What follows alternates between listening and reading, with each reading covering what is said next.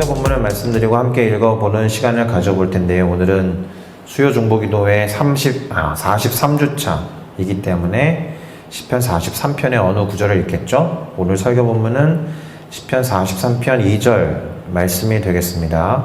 시편 43편 2절을 다 같이 읽어보도록 하겠습니다. 주는 나의 힘이 되신 하나님이시거늘 어찌하여 나를 버리셨나이까? 내가 어찌하여 원수의 억압으로 말미암아 슬프게 다니나이까? 아멘. 아멘이라고 외쳐야 하는 이유가 있습니다. 조금 이따가 말씀드리기도 하고, 방금 읽은 이 시편 43편 2절 말씀을 가지고 질문으로 하는 설득이라는 제목으로 수요 중보기도의 43주차 말씀을 나누어 보도록 하겠습니다.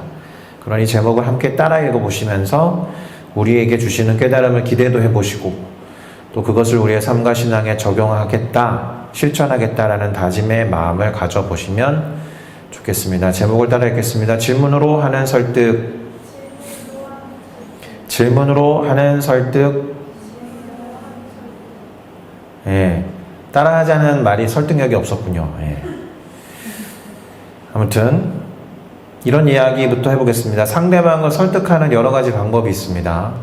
심리학에서는 설득의 심리학을 말하기도 합니다. 그런데 어쨌든 상대방을 잘 설득하고 생각을 효과적으로 전달하는 기법들 중에 서리법이라는 게 있습니다.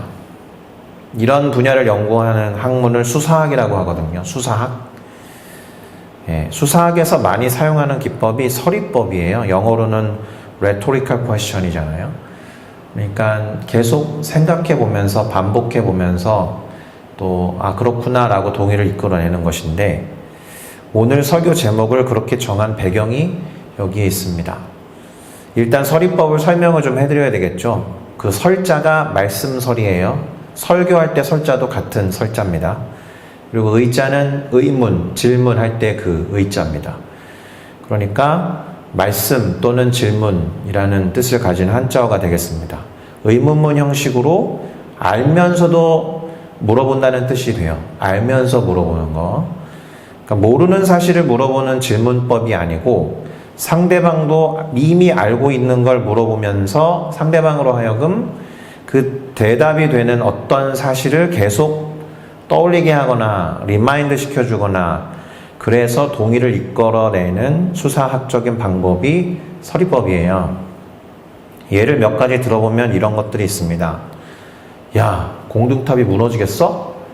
안 무너진다는 거죠. 걱정하지 마, 이런 이야기입니다. 네가 공을 들였고 최선을 다했으면 안 무너져. 동의하게 되는 거죠. 그렇지.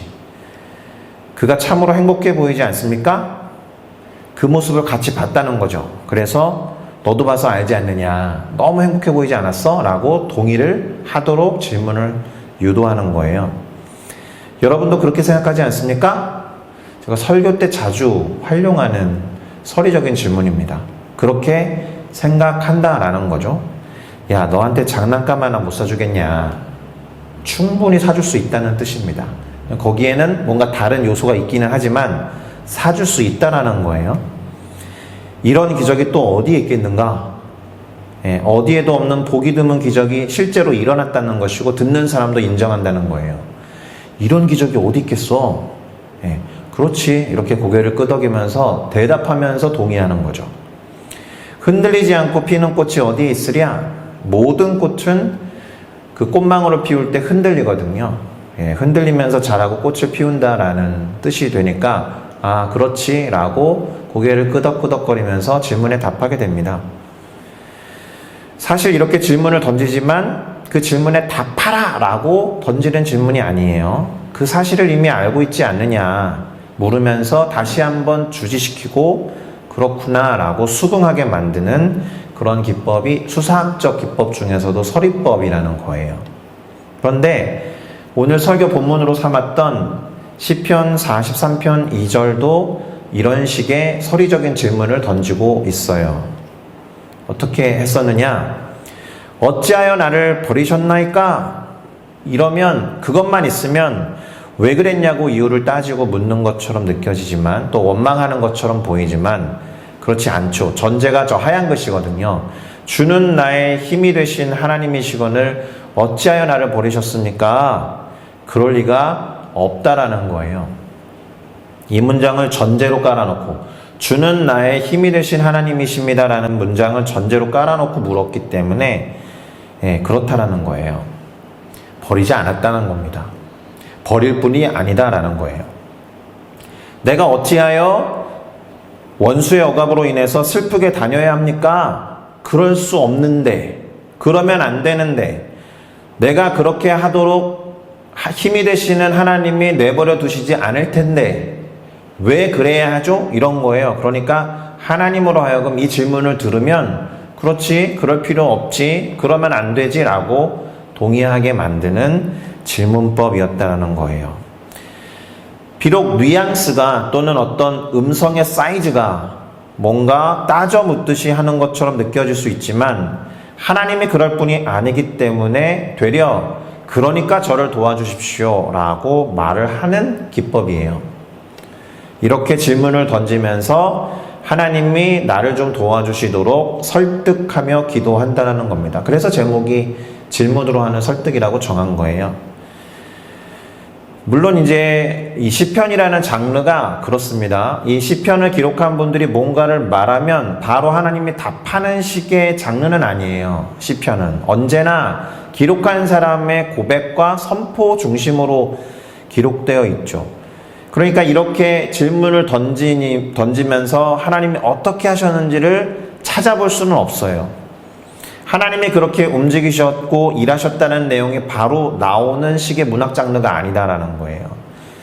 시편이 다시 말씀드리지만 하나님과의 대화를 기록하거나 그분의 즉각적인 반응을 어떤 서사로 기록한 장르가 아니기 때문에 그래요. 그보다는 이렇게 질문을 던지고 묵상을 하고 스스로 뭔가 반추하면서 이것을 기록한 사람이 어떤 결단을 하게 되면 그래서 그 결단을 통해서 하나님의 어떠하심을 드러내고 다시 고백하는 식의 장르가 시편입니다.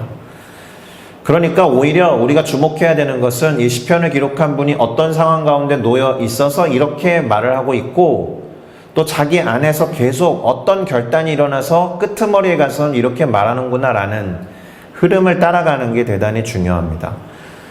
그러니 이 시편 43편을 기록하신 분이 어떤 상황 가운데 놓여 있는지 조금 이해하는 시간을 갖기 위해서 1절을 읽어봐야 될 것 같아요. 시편 43편 1절입니다. 하나님이여 나를 판단하시되 경건하지 아니한 나라에 대하여 내 송사를 변호하시며 간사하고 불의한 자에게서 나를 건지소서. 이렇게 시작하는 시편이에요. 근데 이제 한국어라서 잘 와닿지 않겠지만 법정 용어가 나옵니다. 판단, 송사, 변호, 이거 다 법정 용어거든요. 법정에 서 있는 거예요, 지금. 뭐 실제 피지컬한 법정이라는 이야기는 아니고 자신이 법정에 서서 뭔가 피고인 자리에 있는 것처럼 느껴지는 거예요, 이 사람이. 그러니까 변호해달라고 하는 거잖아요. 죄인 취급을 받고 있는 거예요. 그래서 사실은 억울해하는 겁니다. 잘못한 것이 없는 어떤 사람의 항변이라고 할 수 있습니다. 만약에 이 시편을 기록한 사람이 잘못한 게 있다면 이렇게 시작할 수가 없어요. 이 시편의 기록자는 시편이라는 장르가 정직하고 진실한 마음을 고백한 글들이기 때문에 자신이 잘못한 게 있다라면 이렇게 시작하지 않고 용서와 회개의 고백으로 시작했을 거예요. 그러니까 이 사람은 정말 잘못한 것 없이 피의자 신분으로 뭔가 고소당한 입장에서 억울함을 호소하면서 이 시편을 시작했다라는 거예요. 자신의 죄를 인정하고 용서를 구하고 도와달라는 기도가 아니었다. 억울하다, 변호해달라, 항변하는 말투로 느껴진다라는 겁니다. 그리고 그러한 항변은 앞서서 다루었던 그 서리적인 질문을 통해서 호소문의 형태로 바뀐다라는 거예요. 하나님이 일해 주시기를 그런 식으로 설득하면서 탄원하고 있다. 그러니까 이 사람이 정말로 하고 싶은 말이 무엇인지 들어보면 좋겠죠.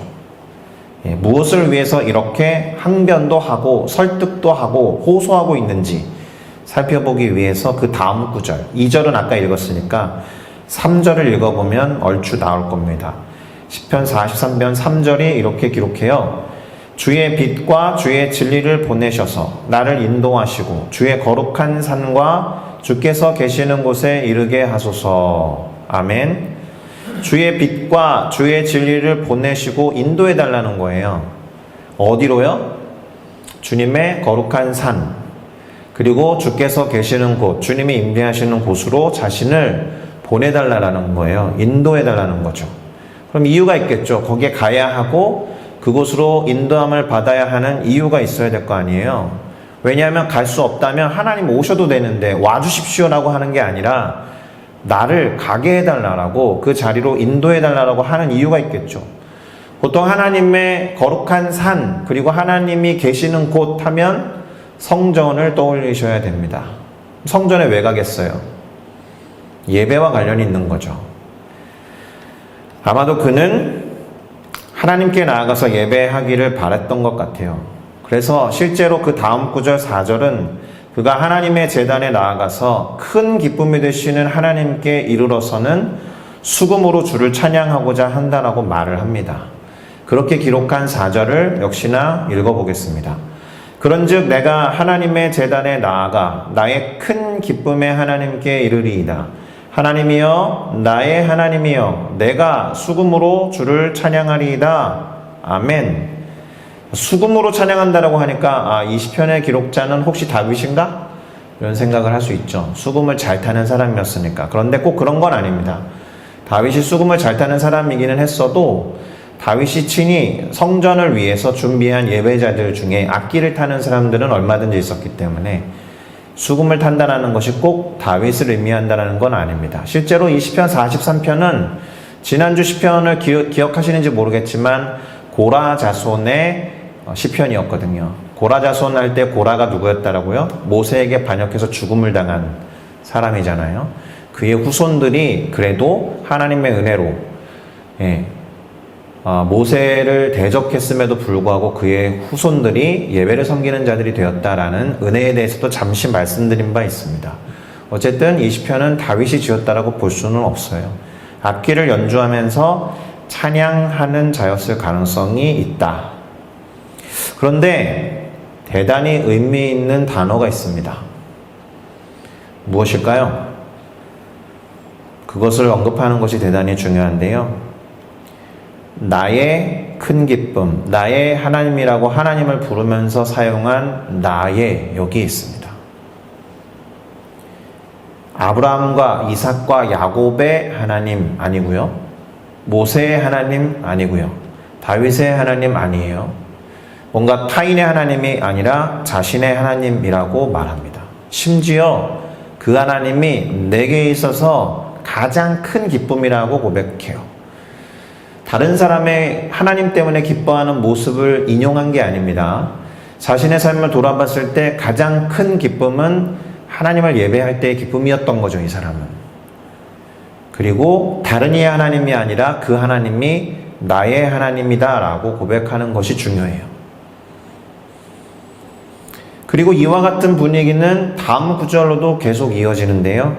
5절까지, 이 시편이 짧은 시편이기 때문에 5절이 마지막인데 마지막 5절의 마지막 부분도 함께 보겠습니다. 노란색 글씨로 적어놨는데 한번 같이 읽어볼까요? 노란색 글씨만. 내 하나님을 여전히 찬송하리로다. 여기서도 my God이에요. 그러니까 이제 제가 사모님도 그렇고 저도 그렇고 지체들 만나서 요즘의 상황과 신앙을 가장 빨리 점검하는 질문은 요즘 느끼는 하나님이 어떤 하나님이야? 이 질문이거든요. 너의 하나님은 어떤 하나님이야? 다른 이의 하나님을 들어서 아는 고백 말고 네가 느끼는 요즘의 하나님은 어떤 분이야? 라는 질문을 종종 합니다. 하나님과 요 사이의 삶을 얼마나 연관짓고 있느냐, 하나님 안에서 요 사이의 삶을 살고 있느냐, 이 질문에 답할 수 있는 가장 효과적인 질문이에요. 별 뭐 없는데요 라든가 잘 모르겠는데요 라든가, 뭐 잘 모를 수도 있죠. 하나님이 항상 함께 하시지만 우리가 모를 수 있으니까. 그래도 얼마나 하나님을 나의 하나님으로 인식하고 경험하고 있는가, 그게 대단히 중요합니다. 그런데 이 시편 43편 5절 지난주 시편 마지막 구절이랑 정확히 똑같아요. 기억나시는지 모르겠지만 영어 단어의 한 단어만 다르고 그대로 똑같아요. 그래서 성경이 지금처럼 배치되기 전에 시편 42편과 43편은 붙어 있었어요. 예, 똑같은 구절로. 근데 이렇게 오늘날의 형태로 이렇게 바꿔가는 필사본들을 비교해 봤을 때 오늘날의 형태로 띄워놓은 것일 뿐, 예, 붙어있는 필사본들이 제법 있습니다. 그러니까 42편의 마지막 구절과 동일하다라는 것을 기억하면 좋겠는데 번역이 하나 잘못된 게 있어요. 내 하나님을 여전히 찬송하리로다 라고 되어 있는데 영어 성경 잘 보세요. I shall again 이라고 되어 있잖아요. 다시 찬양하겠다라고 해야 되는데 여전이라고 번역한 것이 조금 다릅니다. 잘못 번역한 거예요. 예. 어쨌든 중요한 게 뭐냐 하면 이 사람은 자신의 영혼에게 네가 어찌하여 낙심하며 어찌하여 내 속에서 불안해하는가라고 물어요. 이것도 서리적인 거예요. 서리적인 기법으로. 그럴 필요 없는데 왜 그러니? 그러면서 하나님께 소망을 두라라고 말합니다. 자기 스스로에게 그렇게 명령하며 선포하는 거예요. 이런 대화상에서 하나님이 나오지 않죠. 하나님이 뭐라고 답하지도 않고 하나님이 이 사람이 말한 것에 대해서 어떻게 응답했는지 기록되어 있지 않지만 자기 스스로 어떤 이유에 서 있는지 모르겠지만 자기 스스로에게 선포하고 변화를 주고 있다는 겁니다. 번역이 잘못됐다라는 것을 조금 더 이야기를 해보면 다시 찬송하는 상황이 맞아요. 논리적으로 이 시편의 흐름을 따라가 보면. 왜요? 방금 전까지 낙심해 있었고 불안해했던 시간을 이 사람이 건너왔으니까. 만약에 불안해하고 낙심했던 경험 없이 그냥 하나님을 계속해서 찬양해 왔다면 이 번역은 하나님을 나는 여전히 계속해서 찬양할 겁니다 라고 고백해야 되겠지만 지금 법정 상황 가운데 서서 억울함을 호소하는 상황에까지 이르렀었기 때문에 이 사람이 잠시였든 제법 긴 시간이었든 낙심해 있었고 불안해 있었던 상황에 있었기 때문에 다시 결단하고 다시 찬양하겠다라고 고백하는 것이 맞습니다. 자, 이제 정리를 좀 해볼게요. 우리가 낙심하고 불안한 상황 가운데 놓일 수 있죠. 이렇게 낙심하지 마. 크리스찬은 절대로 낙심하는 거 아니야. 크리스찬은 절대로 불안해하면 안 돼.